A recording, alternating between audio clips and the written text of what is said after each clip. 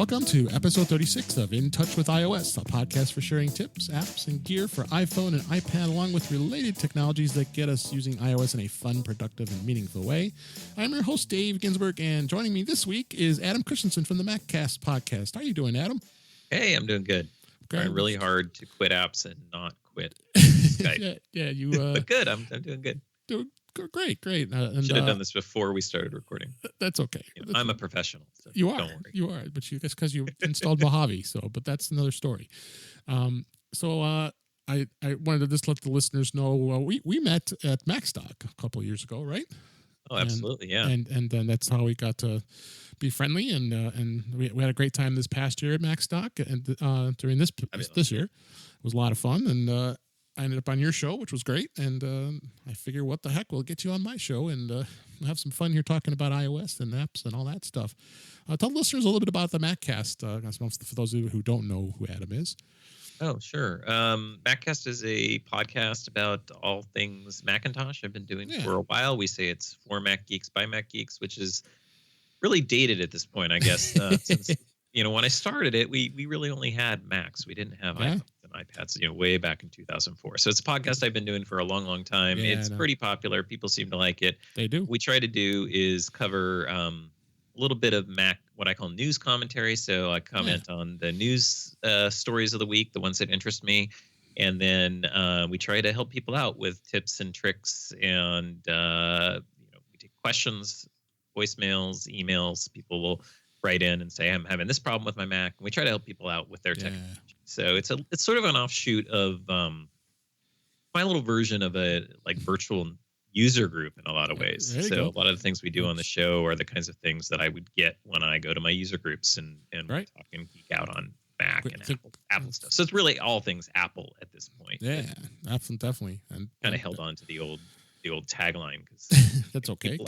People don't like change. Apparently. No, we know that. And speaking of user groups, everybody knows I'm a president of a user group here in Chicago, and gonna have you come on our group, if maybe whether it be Skype or otherwise. But I do a lot of remote presentation for user groups. So we love user groups, and they've been great and been very good to me, and that's why I bring all this great information here to this podcast. So speaking of news, I figured I'd throw some great news stories with you so we can have some good discussions. I wanted to open up, one of the first articles was what to expect at the Apple rumored event coming up supposedly in this month, which is October. Right. And I think of ones I would like to talk about is the iPad and the iPad Pro. What I think they're talking about is they've been talking about coming up with a one with it's gonna not have a home button, right? Is that what the rumor had been? An iPad 10s, yes. Yeah, an iPad 10s, that's what I figured. And an iPad 10s Max. No, that's not really what they're calling them, but essentially, yes, bringing the iPhone 10 design to the iPad Pro form factors. So I think they're mostly talking about iPad Pro, right? I don't know if there's going to be an updated just like 9.7-inch iPad. I think it says it's supposed to. What is expected is the iPad Pro with the Face ID. Right. But would make me assume that they're no longer going to have the Touch ID anymore. Right. Which would make total sense. And I think they said potential wild cards could be maybe the Air Power Mat might actually come out. I don't know. It's possible. I mean, but Apple talked about it over a year ago. Dead, and I think that thing is dead in the water. I think so too. I think it's not. I mean, there's a lot of rumors about the underlying technology. We talked about this a little bit on the iOS show. Michael Johnston, who is doing that and literally studying to be a rocket scientist. Wow. And knows a little bit about that kind of technology. I'm not super into it. I just know what I know through through doing the podcast. But you got a bunch of coils in there generating not magnetic fields, but generating radio fields basically. And when you start to get those close together, they start interfering with each other and causing problems. And Apple's trying to jam like 3 in there. I think they said there's like 24 different coils in this design, and they kind of overlap and they run into each other. And so they're having interference problems. But the other thing that all of those radio waves do as well is they generate heat. Yeah. And heat is a big problem with wireless chargers, and heat's also a big problem for devices sitting on top of wireless chargers. You don't want your phone and its batteries or things getting too hot. So, I mean, I know some of the higher end, like rapid chargers for wireless that just have single coil designs have like fans built into them, so they can actually cool itself. So I think Apple is trying to sort of engineer out the laws of physics using their reality distortion. And I think what they're finding out is that, physics laws are actual laws of nature and laws of the world. And no amount of will can sort of undo them. And a couple other wild cards, they say maybe the AirPods 2. I know there's supposed to be the wireless charging for the AirPods. I don't know if that's I think that'll still happen. I mean, that's just standard Qi charging. It's just, you're going to have separate mats. You're not going to get everything in one mat. No, we're not going to put an iPad, iPhone, Apple Watch, all that on one mat. Yeah, the interesting thing on the iPad side of things is I don't believe that the iPads are supposed to get wireless charging. I think that's remaining exclusive for phones. That would make sense because it is big. Yeah, getting it sort of on the target would be. So it is expected. There is some contingent of folks who believe that it may get USB-C.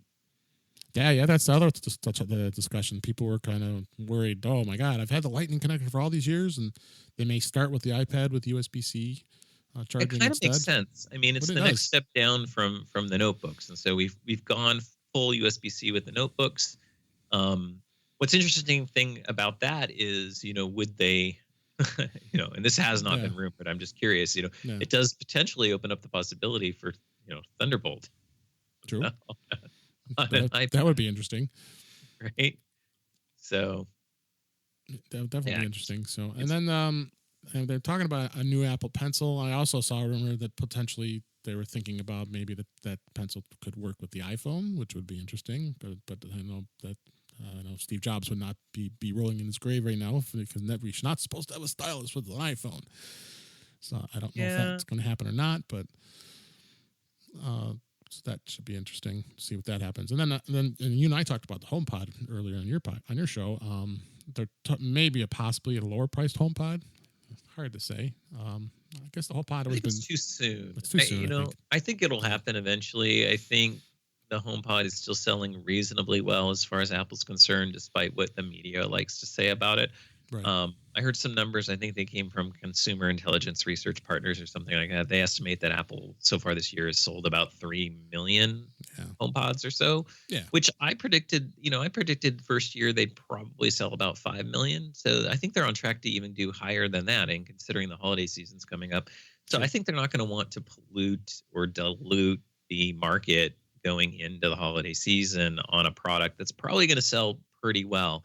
Problem is like a lot of Apple watchers and people feel like, 5 million units, that's so bad for Apple, bad for Apple because they're used to, 50 million iPhones. Well, you just can't compare the two. And, it's a different product, it's a different market. And, any other company would love to have Apple's HomePod business of selling, 5 million units in a year. Right. It's just, you take it outside of the context of Apple and it's suddenly, it's not a unsuccessful product. And you also have to remember too that so many people said exactly the same thing about the Apple Watch the first year it came. True.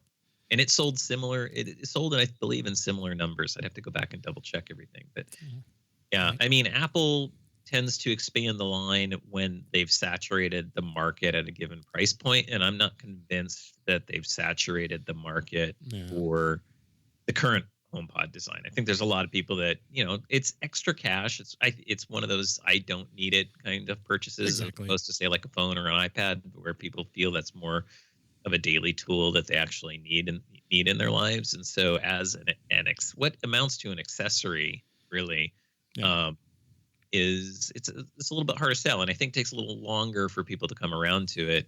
But I think, word gets out. I love my HomePod. You love your HomePod. You start to hear your tech friends are like, yeah, the HomePod's really, really great. And then it sort of trickles down to the more casual users, like, yeah, that'd be kind of cool. I got some extra cash for the holidays. I'm gonna buy one of those. Or there's a nerd in my life I know who would love one and might not buy one for him or herself. And they'll get it as a gift or something. The only thing that drives me crazy about the HomePod is when you say "Hey you," it comes up on maybe you want to talk into your iPhone or your iPad, and the HomePod trumps it when you're there. So yeah, I'm still trying to figure out that algorithm. I mean, it's supposed to be the kind of thing where if you're, especially with the attention feature on the new iPhone 10, 10s models, if the true depth camera system is recognizing that it's the screen's awake and you're sort of actively looking at it, it's supposed to default to that device. And same thing with the Apple Watch. If the Apple Watch is detected raise to wrist right before you give that statement, or raise to talk, or whatever it's called, raise to wake. Raise to wake. So I think raise to wake is supposed to be the trigger, right? So if I've just picked up my iPhone, it just woke up the screen, and I issue a command, it should do that on the iPhone. That's not been my experience that works 100% reliably. So to me, that feels like a tweak to software. Like iOS 12 just needs a tweak to kind of work on that algorithm, that handoff algorithm, to get it just right. But I agree with you. Yeah, very often the HomePod will pick up, and the dilemma there is, especially if you're issuing a command that the HomePod can't handle, because it doesn't have a screen. There are certain things that it just can't. It can't deal with. It can't do. So right. So, but anyway, that's what's out there. What is being expected. They're saying potentially it could be October 16th of this year in 2018. That they're also saying, because Google's having their event next week on the 9th, they don't want to conflict with that, so they're going to do it the following week. So we'll see. The invitations will probably be historically the last couple of years. I believe they've done it on a Thursday. Yeah. And not a Tuesday. They did Tuesdays a couple years back, and it's tended to be pushed later and later in the month. Considering doesn't the 10R ship on the 27th? I believe right? So. I think it does ship. I thought it was pre-orders. I got to go to the website. I believe it was pre-orders. Yeah, that right around that time. Yep. Or maybe it ships on the 26th. So that's the Friday. Yeah. So I think it's the 19th and the 26th, if I'm getting those dates right. So I'm throwing my prediction out right now. I think it's going to be the 25th, Thursday the 25th. Okay. That's my guess. Right. Well, we'll see what happens with the event. So, next article and discussion I want to talk about was the iOS 12.1 beta. Excuse me. That was released a couple weeks ago, and they also have beta 2 out now. It just came out like a day or two ago. Initially, the beta update included the return of group FaceTime with 32 people can talk at once. What do you think of that, with the FaceTime? I think it's about time. I mean, FaceTime is looking kind of, I don't know if dated's the word, but we had group stuff with iChat, and then it went away, and everybody, every platform has group video chat. You've even got Discord and Slack and Skype, and so the fact that it's been lacking from Apple's own technology is kind of lame. So they need to get it. They need to get it in there. I don't know what's taking so long. Yeah, I know they pulled it back because they were having some problems. So. But that's coming out. Real-time preview of the depth control in portrait mode for the 10s and the 10s Max. I'm pretty excited about that. That's a depth control feature. Allows you to adjust portrait mode depth of field. Depth of field. Yeah, so that's pretty sweet. And then new color watch faces for that in the watch app. I can't wait for that. So you can have actual colors. That's exciting. Huh. So that they just like flat colors. Yeah, it says the color watch faces to be found in the watch app that allow you to select from 51 different colors, and includes tick circulars, full screen styles, all kinds of fun stuff. So they're adding that, and that was when it first came out. And then beta 2 it just got released, and there were some complaints about charging it wasn't charging properly. For the Yeah, I saw that. Like specifically some people the 10s supposedly and the would. 10s Plus, yeah, the 10s Yeah, and it Max. seemed like just with the lightning cable though, right? It wasn't a problem with Yeah, wireless charging. It yeah, was yeah. So they got that, and of course, very important. They added 70 more emoji characters. That's important. And emojis are always updating. Yeah, that's good. So yeah. So on the lightning thing, I'm curious because I looked into this a little bit and I even yeah, tested mine. I did notice like mine, the only problem I ever had was there was kind of a slight delay. Like I would yeah. I plug saw that. in and before the icons would update, there was a delay, but it would eventually like do its blink, and it was just kind of slow. It was But I never had the problem that some people were saying where it just never, it never went into charging mode, even though it was plugged into a lightning cable. Yeah, some people were complaining about it, but it will be resolved. It was the plug. It was it wouldn't automatically start charging when you plugged it in. I actually experienced it the other night. I always plug my phone on my bed on my nightstand, and I plugged it in, and it didn't pick up right away. What is going on here? I unplug it, plug it back in. Finally, it recognized it. So it was just it's probably just unreliable. I even wondered like, is it actually charging and it just is not updating the icon, or was it literally not? It just wasn't. It didn't charging. Start charging. Yeah, no, it didn't start charging at all. So very strange. So, but yeah, I would venture to say the beta 12.1 will be out very soon. Because that's they're usually pretty quick with the betas that are as far as the .1 increments or .2 increments. So we'll see what happens. The another story I've caught my eye was this crazy thing that they've been talking about is the presidential alerts that was sent out the other day. I didn't get it. Did you get it? Oh yeah, I didn't get it. All the devices in my house went off. Yeah, no, nothing happened to me. I guess I'm exempt. I'm not sure what happened. But for right now, they say you cannot disable it. You're unable to disable it. So it because these are specific alerts from FEMA or the government. But you are able to turn these off on the iPhone if anybody isn't aware of that. So, but other alerts, especially Amber Alerts and emergency alerts, because you get like when there's a flash flood that goes off at 2:00 in the morning, drives you get woken up. By doing that, you actually can go into the settings app under notifications and then scroll all the way down to the bottom and toggle the switches off for the Amber Alerts and government alerts. But I had those off, so but again, that wasn't supposed to turn off this presidential alert. So I don't know why I didn't get it. I had my phone. I always have it with me. Interesting. Very yeah, I mean, and putting it into silent mode. I think with the Amber Alerts, if you're in silent mode, you don't get the horrible alarm sound, but you do still get a vibration and an alert. With these the presidential ones, you don't have that option. Though my wife noted, like I had my phone not on silent mode, and so it kept going off until I acknowledged the alert. Whereas with hers, she said that it made the sound once and that was it. Like it didn't. So it made one sort of ding or, whatever it has a custom ring. So it made like one alert ring, displayed the alert, and then the audio stopped. So the audio didn't continue. And the only difference between our two devices was hers was in silent mode. So silent mode may limit the amount of noise it makes, but it doesn't suppress the noise completely as near as we can tell. Gotcha. So, yeah, that's done and gone. I mean, the amount of time that alert will get used will probably be very minimal, if at all. And we'd have to have a pretty bad situation if he's using that. So let's move on and let's talk a little bit about Siri shortcuts. You said you have dabbled a little bit into it with using. Yeah, I played around with them a little bit. I had a bunch that were set up when it was workflow. So I was a workflow user.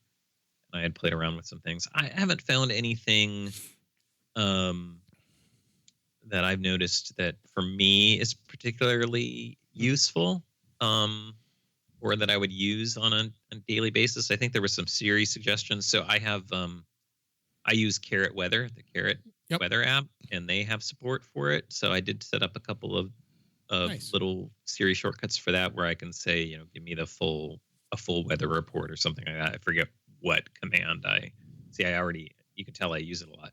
Yeah. I've already forgotten what the command is, but it's something like, Yeah. hey, lady, give me full weather report or something like that. And then that'll come from Carrot instead of like the default weather app. Right.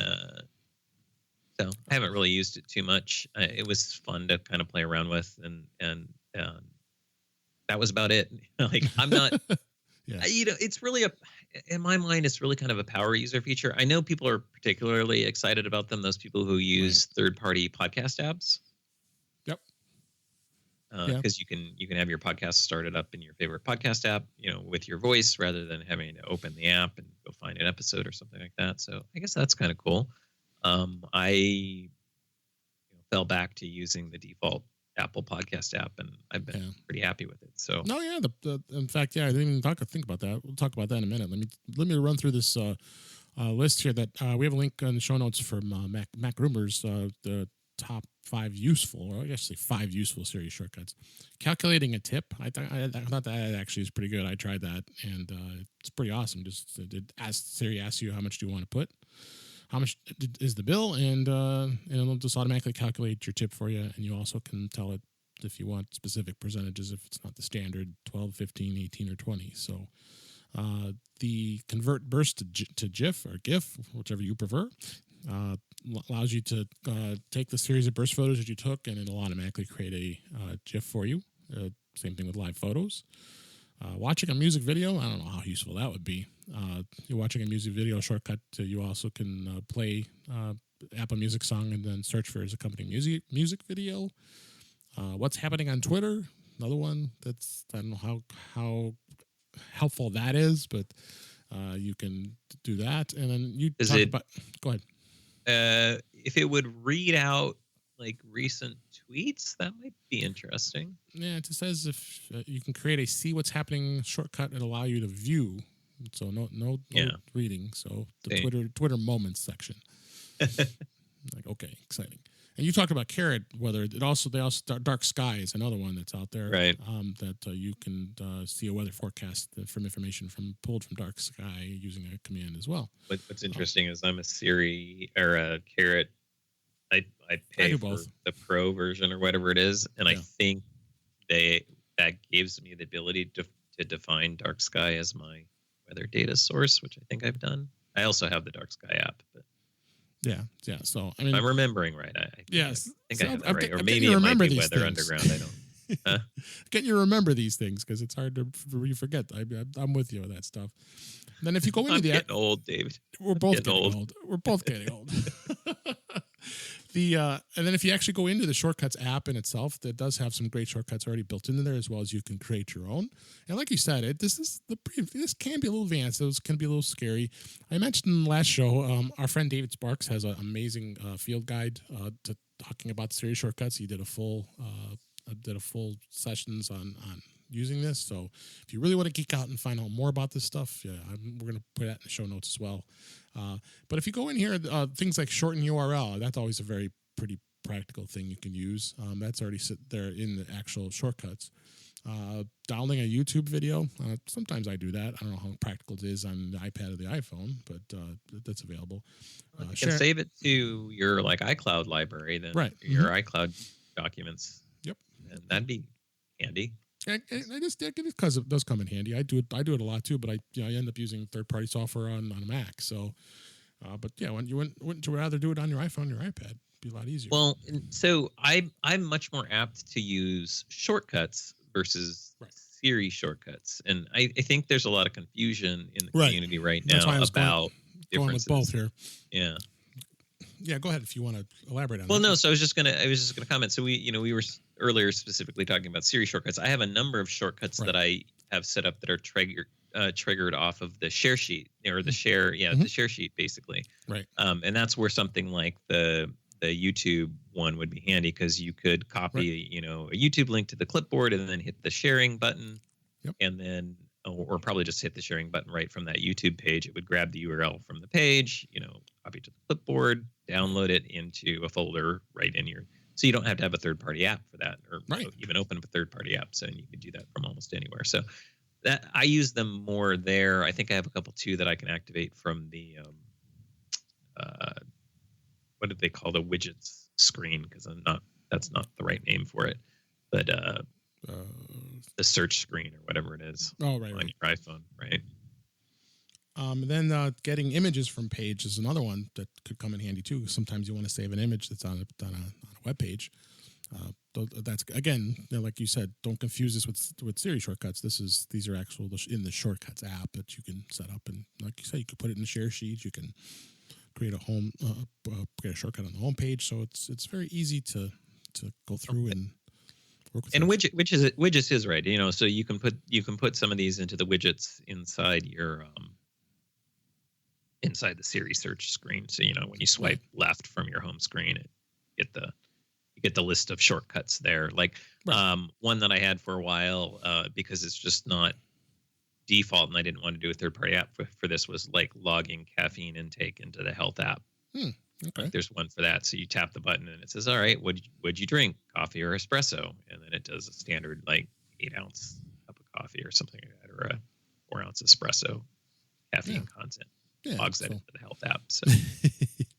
But Siri shortcuts, great new feature. Like you said, the workflow app is which Apple bought over a year ago, and they've now integrated this into the operating system, the OS, and it's very easy to work with, and definitely should check it out. And, who knows? We might in future episodes I might be doing a few tips here and there of things I got to learn myself here. A lot of things it does, and you forget when you don't play with it. I think overall the best way to think about it is, it's essentially like Automator on the Mac is, but for iOS. And so I think individual users using it is going to be very similar to that sort of experience. Like, I think it's more of a power user feature, right? If there's something you need to automate on your iOS device, this is a great tool to have. I think the dilemma right now is it's a hot buzz topic in our community, and I think there's a lot of pressure on like people who just aren't power users feeling like, I need to know about this. Everybody's telling me I should use this, and it's like, I would say to those people, don't worry about it. Like, it's a thing, it's there. If you need it someday, it's there for you. But like, don't let someone convince you that like you're missing out on some huge thing by not using it. Now, the one area where I think it does sort of cross over to more casual users is third-party developers can add Siri shortcuts to their apps, and that was like what Carrot did and stuff like that, and they can expose those to their users. So I think, if you have a favorite app, like your favorite podcast app, it might have some Siri shortcuts that you might want to use, but they're just going to be canned and built in, and they'll already be kind of set up for you. So you just use those. But you never have to open up the shortcuts app yourself necessarily, unless you suddenly find you have some sort of need or desire, or but until then, don't worry about it too much. So have fun with it. That's what it's there for. I mean, and to make things easier too. So let's move on a little bit. And last week's show, I had Chuck Joyner on, and we talked about the iOS 12 and all the new features that were added. What I wanted to talk about during this episode was some of the new features that you and I would like, and get your thoughts on it. A couple of them I had that stuck out for sure, and I forgot to mention last episode, was the password integration with third-party apps. That is so awesome. God. That is so awesome. Life-changing. It really is, especially for a long time 1Password user. But even the built-in stuff, like I say, I still save a lot of my passwords. I still had been doing sort of a hybrid thing, so I have a lot in iCloud Keychain as well. And so what's nice now is it doesn't matter where they are, right? It just all sort of just works. Exactly. And just for those of you who don't know where that is, when you're in iOS 12, if you go into settings and then go under passwords and accounts, under autofill passwords, if you tap that, that's where you turn that on. And if you any third-party password manager that you have installed will have it under the allow filling from. Of course, iCloud Keychain will always be there unless you don't have that turned on. But I think you can also turn off iCloud Keychain and say only use LastPass or only use 1Password. Yes, you can. So if you just tap it and then it'll uncheck it, then it will not offer that as a choice. I currently been using both, just kind of see how it goes. But I agree with you. 1Password's my favorite. My favorite as far as that goes. So one feature that I think you need to leave iCloud Keychain on for is this new feature, and it's again related to this. One of my favorite features is accounts where you have a text message for your two-factor authentication, where they send you an SMS, which is actually a Right. really horrible way to do it, but Yes. a lot of services do that. Yeah. It'll automatically copy that to the Oh yeah, clipboard and yeah. fill it in for you. I just did it today. I had to go to my bank and they wanted to re-authenticate because I just got the phone not too long ago. I hadn't been in that particular app. And Right. as soon as it came up, it auto-filled it. Oh, that was so cool. Because I get so tired.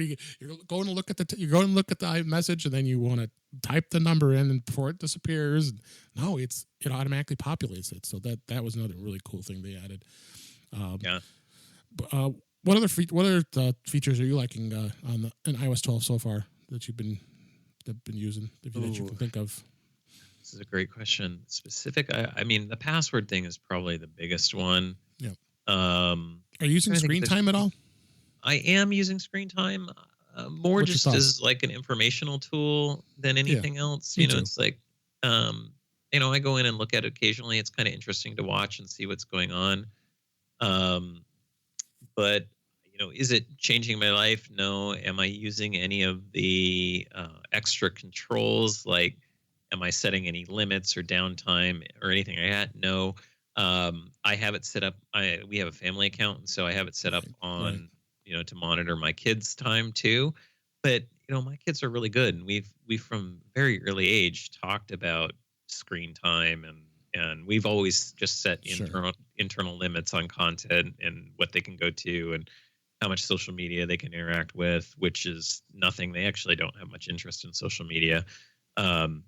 And so, again, it's more informational. It's more like, oh, that's interesting. Like, okay, that's what they're doing on their phones, but it's not anything like I need to go in and say, oh, no, we need to set an app limit. The one area where it came up though, and actually this is something I'm more frustrated with screen time. And this is a good thing for anybody who uses parental controls to know about. All the parental controls have moved inside screen time. Right. Yeah, they moved it. So that's great and fine. I think it kind of makes sense to a certain degree. It's confusing when people forget. Yeah, but then where it became a problem for me is I do set parental controls on my kids' phones, and I set a passcode on that so they can't go in and change those parental controls. Some of the things that I specifically don't want them to do is like be able to add accounts. So like, Facebook's not turned on, and I don't want them to be able to go in and add a Facebook account if they were. Sure. And they wouldn't even do that without telling me. So it's kind of a moot point, but it was just one of those things, right? It's just like, okay, we'll just set this up. But then with screen time, my daughter, who is like aware of and into this stuff, came to me and said, hey, I want to be able to set my own app limits. Like, I wasn't going to set any app limits on her. But she was looking at her usage, and she's like, I spend a lot of time on Pinterest. I want to limit it. But I can't because there's a passcode. So she would either have to tell me, oh, go in and set this app limit for me, or I had to remove the passcode, which I was happy to do for the screen time stuff, but it also meant that I had to disable the passcode for the parental controls. So because they're now all under that one screen, it's now a problem. So I'm going to give Apple some feedback on that and say, look, maybe the kids want to be able to adjust their own downtime and screen time, and maybe a parent is okay with that. I am totally okay with that. If my kids want to do self-regulation, I'd much rather have them do that than me regulating them, because I don't need to. It's never been a problem for us. But I do kind of still want to have control over the parental controls, and now I can't separate the two. So yeah.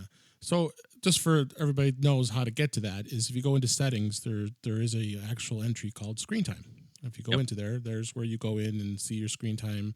At the top there, it tells you how many minutes, hours, and minutes, and it gives breakdown for over the days. And then, like you said, the downtime, app limits always allowed, and you can always go in there and change the settings. You can do a screen time passcode, so like you can control your kids if you want to go in there, and you can share it across your devices. So if you turn that on, it'll share it across to your iPad too, if you have your iPad with your iPhone on the same account. And then you decide track it all together, and then you can even get separate reports for each device, or all as a single report. Yeah, no, it's great stuff. And then setting up screen time for your family, like what you did. So you can go in there and turn that on. And if you don't want to do it, use it all. And when I talked to Chuck last week, he says I don't use it, and I turned it off. So you can turn it off if you want to. Yeah. I mean, I'm happy to leave it on. I don't go in it's there not bothering me. and look at it very much. It's just kind of sitting there running in the background. I guess maybe you might have privacy concerns, but I mean, I think it all stays on device and is encrypted in the cloud. And I don't think that's data that Apple is using, or even if they are, they're probably anonymizing it. But I don't think they are using it. I don't remember. I probably should have looked into that. I didn't think about that. But knowing how Apple is on privacy, my guess is like they're not even looking at it. Yeah. The other feature that I like is that they changed is a do not disturb, especially the bedtime feature where you can turn that on and off and kind of mute it. It is kind of strange to see that when it's coming up in the screen now that it puts it in that mode, but you can go back and turn it off for the brief time while you're going through and using your phone. I don't know if you use do not disturb at all, but I do. I have it set up to automate. I guess one feature I do like having, but I haven't really used it yet, but I think I will at some point, is the new notification center options from the lock screen. Yes. Yeah, so specifically what they call deliver quietly, which allows you to, if suddenly you're getting too many messages from a particular type of notification in your notification center on the lock screen, if you swipe to the left and kind of keep going. So as you first swipe to the left, you get the clear button. But if you keep going all the way, you'll get a manage button. And if you tap on that, you get some additional options. And one of them is called deliver quietly. And what that will do is it will temporarily make that notification not appear on the lock screen or in the little alert. It'll still go into the notification center. So when you swipe up, it'll still be there, but it just won't be on the lock, cluttering up the lock screen. So if you feel like suddenly something's cluttering up the lock screen too much, you can do that.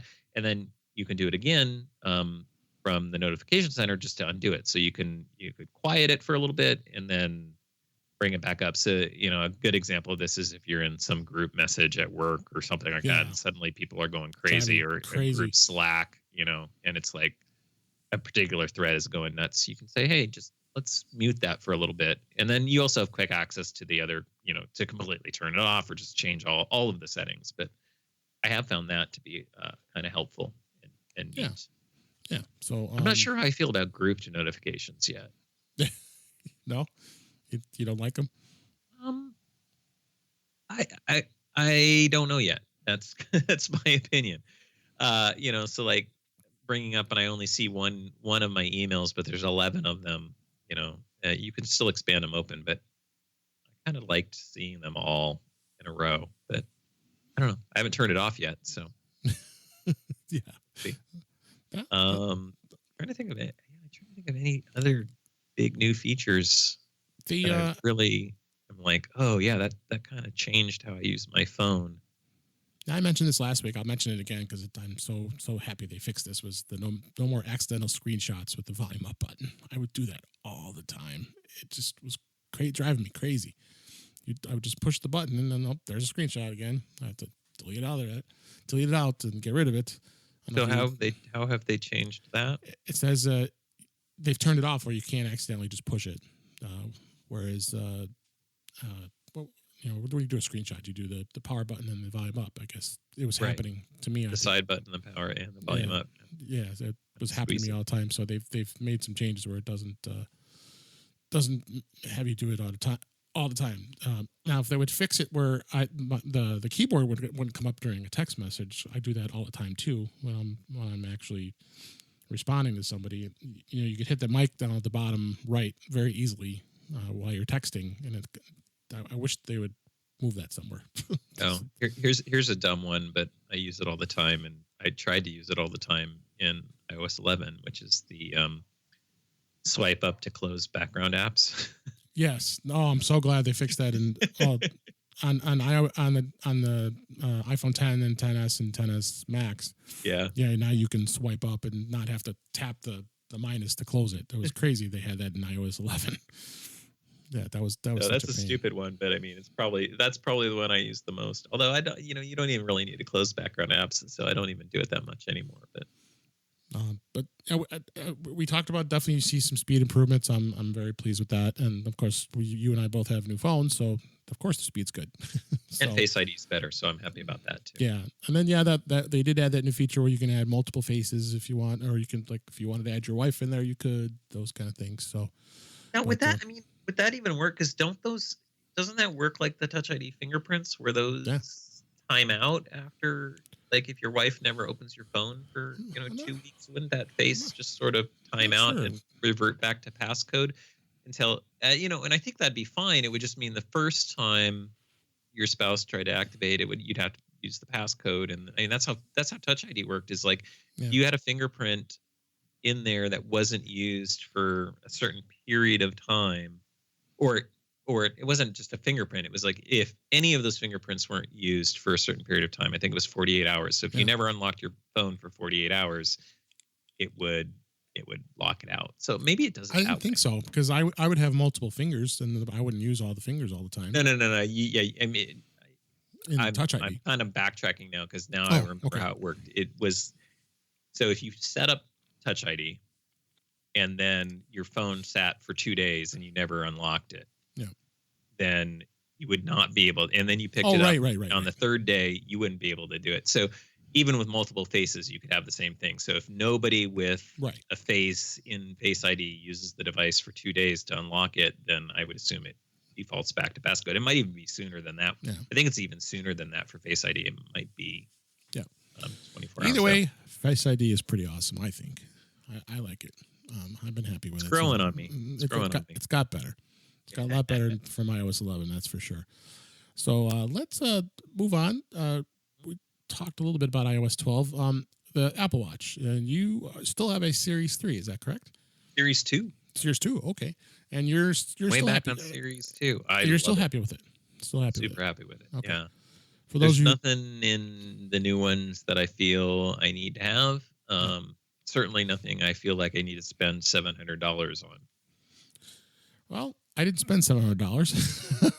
I ended up spending $0, but the reason I was able to do that is because I did have a Series 3, and I have the new Apple Watch Series 4. I traded in my Series 3, and Apple has a pretty good trade-in program. I was pretty impressed. They gave me $175 for it. So that's actually not too shabby, considering it's about $100 less than if you were to go buy a new one. Because the new one, you could still buy a Series 3, and I think it's like $279. So, had a $100 gift card from credit card points, which was a bonus. And then, of course, being a little active selling some items on eBay, so I got some extra cash. So it was free for me anyway. But I'm assuming you got a sport model. Yeah, I got the sport. I was sitting waiting because it was hard to find them, actually, because a lot of the stores didn't have them. I got the space gray and the 44 millimeter, and it was the black band, which is fine with me. I got so many bands as it is. Oh, of course. Oh, yeah. Also, when you trade in the watch, they let you keep your old band too. So I have an extra band out of the deal. So yeah, I went with that model, and very happy with it. And really the biggest difference, and I definitely notice it, is the screen. The screen. I don't know if you've seen one in person yet. I haven't been down to the Apple store yet. So only for fear that I'd probably just you'd give it two things. I don't have the cash for it right now, and then secondarily, I can't get away. I learned with my first Apple Watch that I can't get away with the Ion X glass. I'm just too hard on my watches. My Series 0 was so scratched up. Was it? Yeah. So, I'll bump my wrist into things as I'm walking along, or when I'm working in the yard, moving wall blocks around or something like that, scrape it across the concrete. I probably should learn to just take my watch off when I'm doing those things. But, with the Sapphire, that's not a problem. It looks as good as the day I got it. And I've been wearing it for, since the Series 2 came out. So, and unfortunately, there is a tax on the aluminum ones because the aluminum don't come in a non-cellular, I don't think. I guess the space gray is aluminum. I think about it. Or I mean, I'm sorry, the stainless steel ones don't come in a non-cellular. Oh, right. version. Because I did get the non-cellular. I just don't feel the need. So it's not only not only are you paying the stainless steel tax, you're also paying the cellular tax on top of that, whether you're going to use the cellular.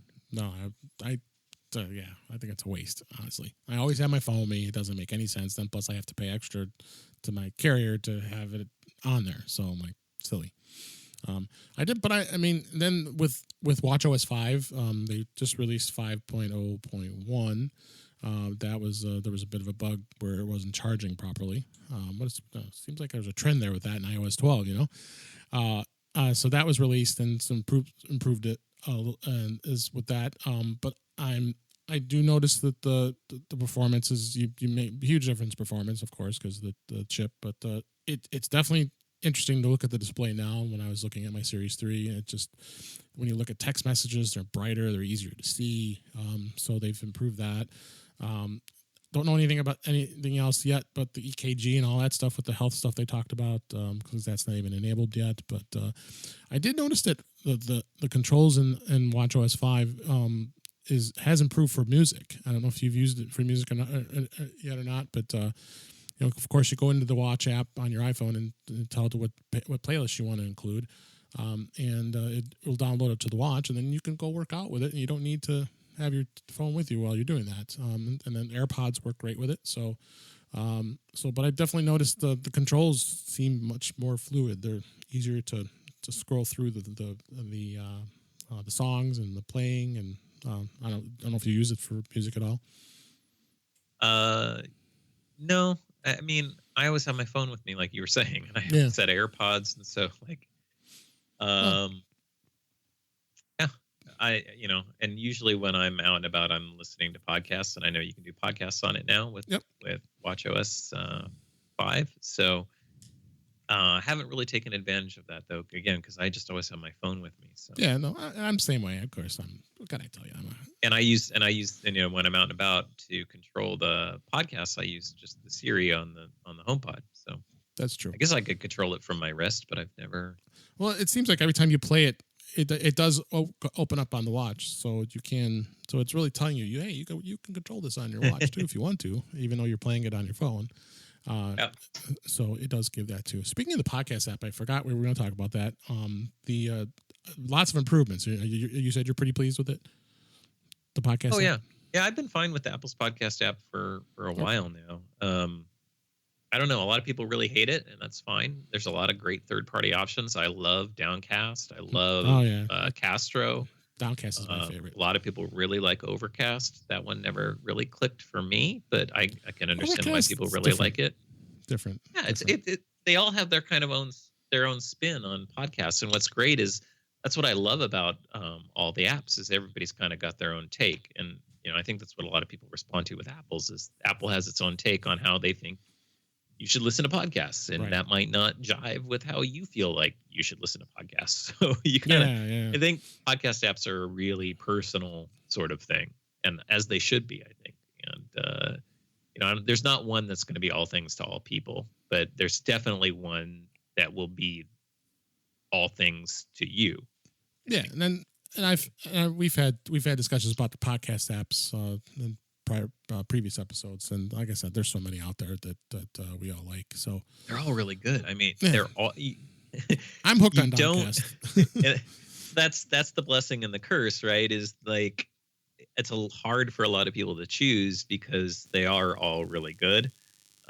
So really, what it comes down to is, I tell people you sort of need to prioritize. What's your sort of key feature? Like, what is the thing that you want? Is it you want more of like an inbox style thing, which a few of them have, where it's like new episodes come in almost like email and you manage them that way, or are you a more traditional kind of person in terms of how you want to do it, and those sorts of things. So podcast app. Let's move on and we'll talk about the iPhone a little bit. We both have iPhone XS's. You have the XS. I have the XS Max. What made you shudder? Oh yeah, because you don't like big phones, right? Yeah, that's right. I'm absolutely loving it. Gigantophones. Oh my god! I don't mind it. I like it. I know a lot of people do. A lot of people. I had the really 7 Plus. I had the 8 Plus. So and I'll still remind everybody to make fun of me the fact that I'm not buying the iPhone 10. I had the iPhone 8 Plus, and 2 months later I bought the iPhone 10. So. And you regretted it because you went down in the screen size. But no, actually, I didn't mind the iPhone 10. And it was actually not that bad. But that's another story. Are you happier now, though? I am. I like the size screen. I really do. I always have. Yeah. And now that it's edge to edge, it's great. So I'm pretty guy. There's nothing wrong with that. I'm totally fine with people who like really large phones. I tried for a year. I mean, I did. Yeah. I did a thing on my show, and anybody who listens to my podcast can tell you, people thought I was crazy because I knew after 2 weeks that I didn't like it. They're like, why don't you take it back on the 14-day return policy? And I said, no, I want to live life full, I don't want to just give it 2 weeks. I want to give it a full, like, hey, maybe this thing will grow on me someday. Or maybe it is maybe it has to do with different apps. And like, I wanted to have the full experience. So I spent a year with an iPhone, the 6 Plus. 6 Plus. Okay. 6 Plus, I think the first year the plus size came out, right? Is that the first Plus models? Yes, 6 Plus was the first one, right? Yeah, so I had the 6 Plus, and I did it for a year, and I was so happy that the next year when I could get a 6S. I had the 6 Plus, I had the 6S Plus, I had the 7 Plus, I had the 8 Plus. Then I went to the 10, and now I'm at the 10S Max. I think the 10 has kind of been the perfect compromise because the 10 is a little bit bigger. So even that bump up to me was a little uncomfortable, but I think it's the right balance for me between screen size and pocketability. And that's my key factor is like, I like to carry mine in my front pocket and the 10 was just, or the Plus was just, it's big. It works, but it jams into your leg when you sit down and it's just like, ugh. And then I was constantly taking it out of my pocket. Yeah, it's okay. So you're enjoying the 10S. I love it. Yeah. And you went from, you had the 8 and then you went to the 10 or? I had 10S? The 7. You had the 7. Okay. So then I went to the 10. Oh, you did have the 10. Yeah. That was the year the 10 came out. Oh, so you went from the 10 to the 10S like I did. Yeah. Oh, okay. Yeah. And I wasn't entirely convinced I was going to. Okay. What sold me on it was the camera stuff. Yeah. The camera is amazing. Now that I've experienced the camera, I think it was the right thing to do. I did it in a lot of ways because I knew a lot of people that listen to my podcast were going to want to know about it. Sure. Good. Sorry, I was about to sneeze there. Oh, okay, no problem. I thought we lost you there. So the camera, the camera is just amazing. I think they really outdone themselves with that. Just the quality of the photos, just incredible. Yeah. And to be fair, it's not really the camera because hardware-wise, yes, there's a slightly bigger sensor. Yeah.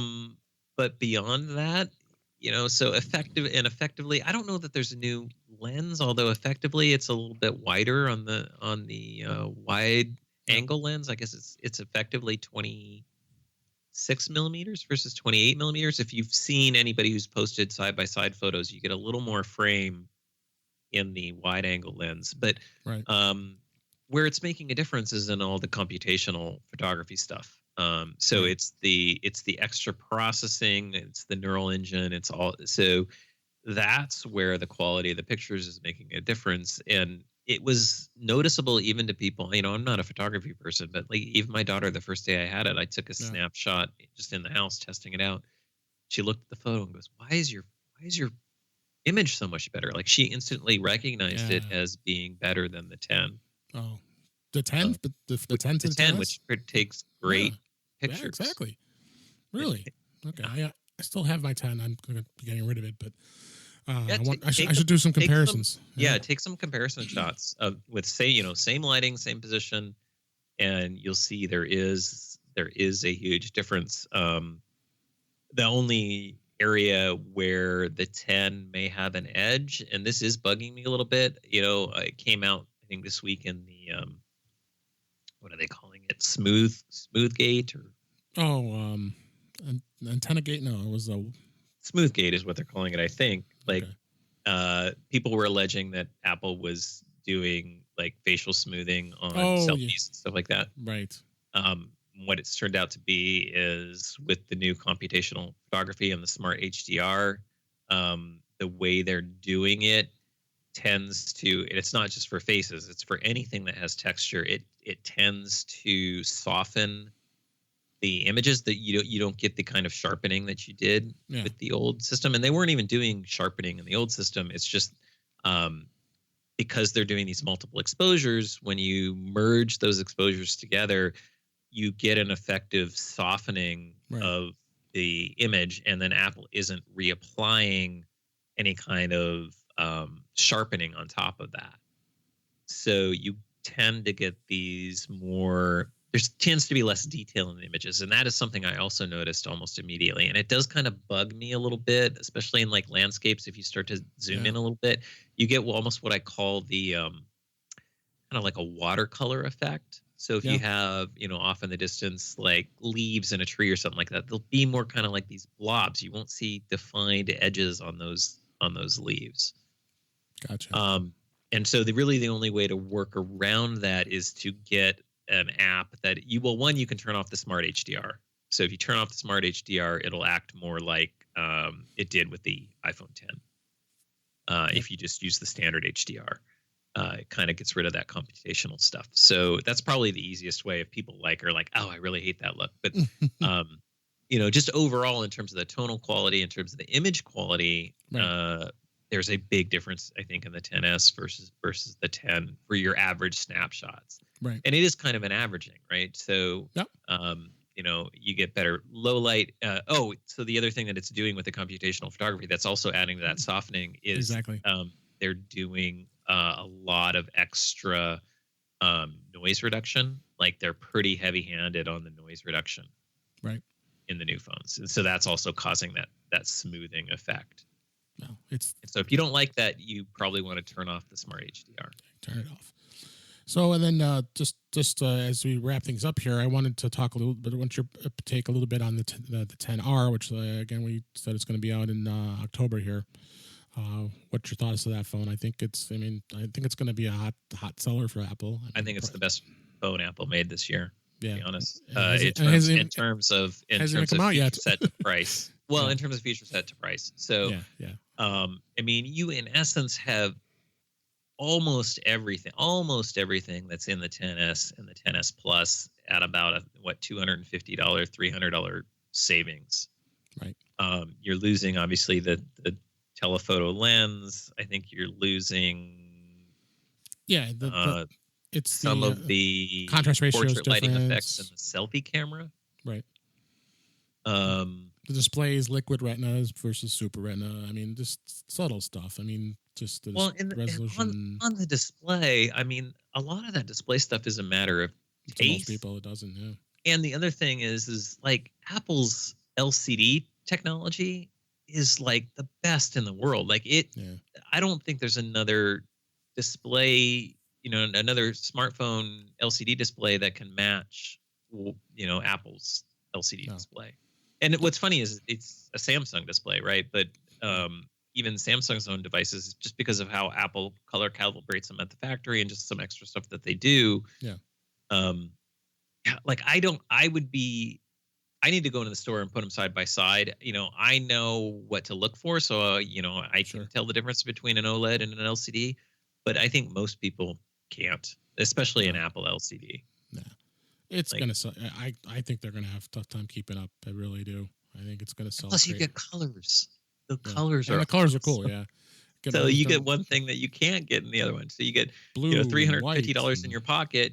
So you can buy an Apple Watch and a iPhone 10R. Get a new Apple Watch and an iPhone 10R for the same price as a 10s. And I know it's crazy, but it's. I like they have coral and yellow. I mean, those are just some screen. And you can get your Apple Watch band to match your.